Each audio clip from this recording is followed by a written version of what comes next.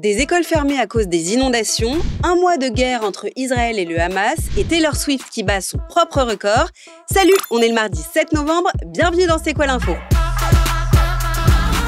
Des maisons inondées, des habitants évacués et des routes coupées. Tout ça à cause du fleuve Aa du Pas-de-Calais qui a débordé hier. Plus de 60 communes ont été touchées. Vous êtes d'ailleurs peut-être vous aussi concernés par des fermetures d'écoles. Au total, les écoles de 33 communes sont fermées depuis ce midi et ça parce que ce département a été placé en vigilance rouge en raison d'une crue exceptionnelle.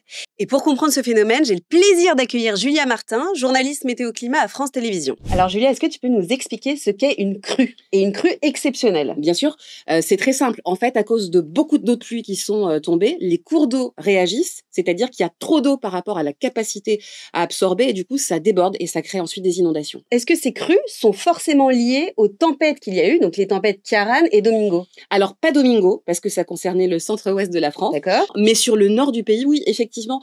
Parce qu'en fait, il a déjà beaucoup plu. C'est l'équivalent de 3 mois de pluie en 3 semaines.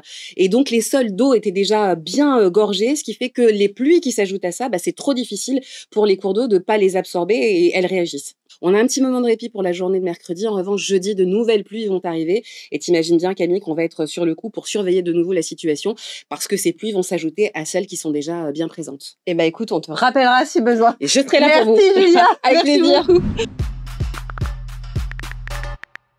Il y a un mois, jour pour jour, le Hamas lançait une attaque terroriste contre Israël, tuant plus de 1400 personnes.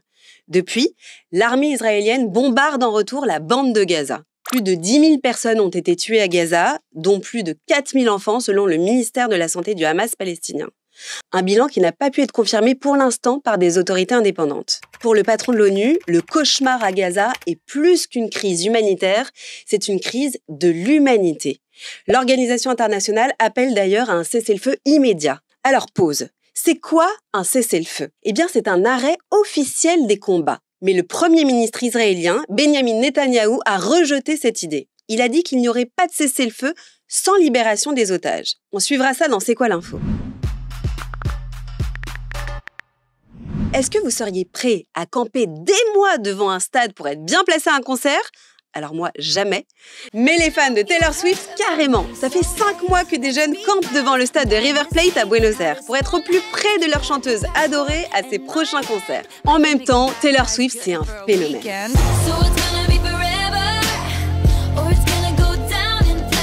Elle bat son propre record avec la réédition de son album 1989, Taylor's Version.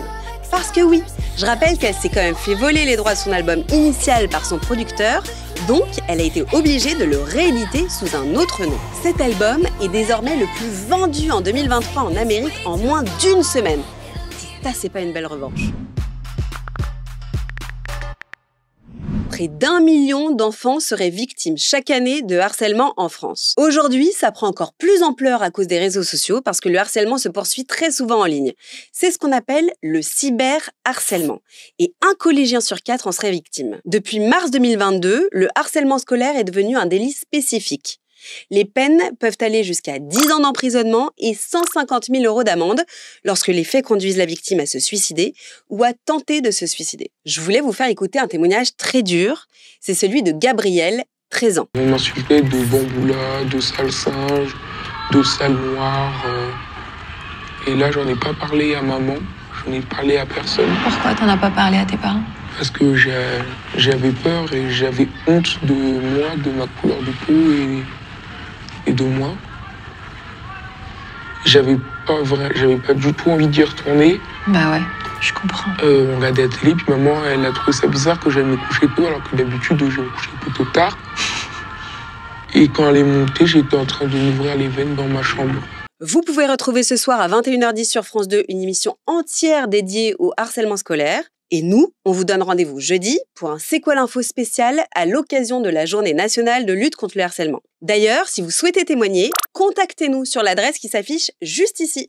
Merci beaucoup de nous avoir suivis. Moi, je vous retrouve demain. Et en attendant, vous pouvez nous suivre sur YouTube, Snapchat, TikTok, franceinfo.fr et France Info Canal 27. Salut!